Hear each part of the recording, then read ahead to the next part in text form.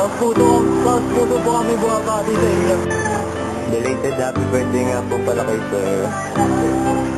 Ito pa, para sa inyo.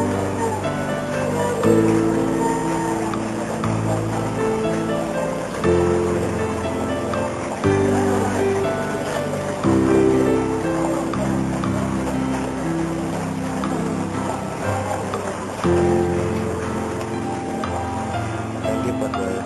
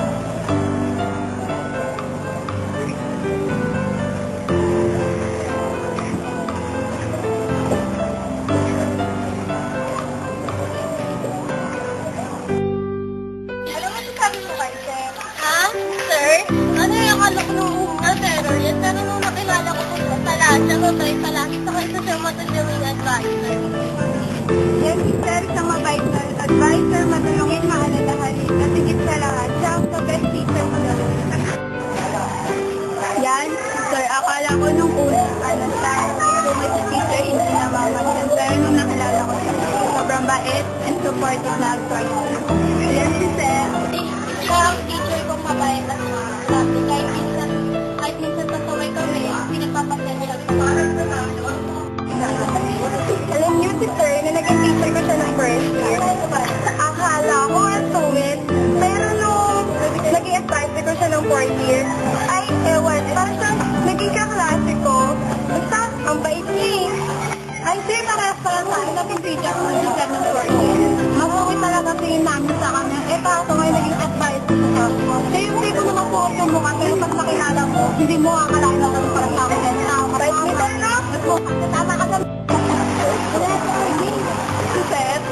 swerte natin na i-advisor natin. Ano naman, siyempre, ang best teacher naman yan.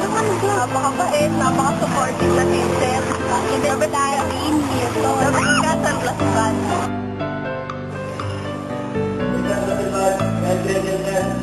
Magaling na teacher yan. Ano yan?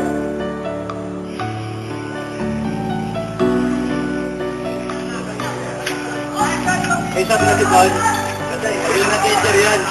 Yung pinapabayaan yan. Idol namin yan.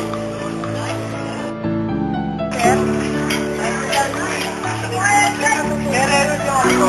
Naganado. Guerrero siya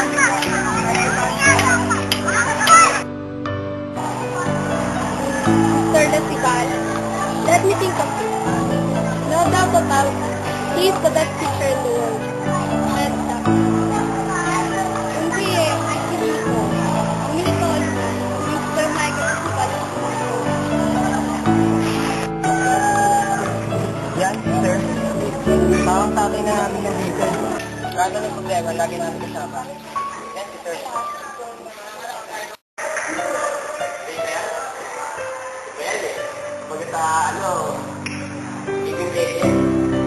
Ayan, hindi mo ko dyan kaya.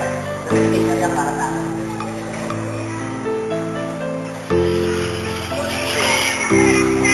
Sir, sabi yan para sa akin.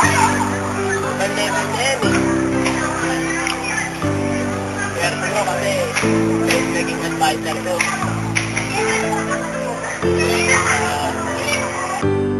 Advisor namin si Nito. Mabait, magaling magturo. Higit sa lahat, wapo ka.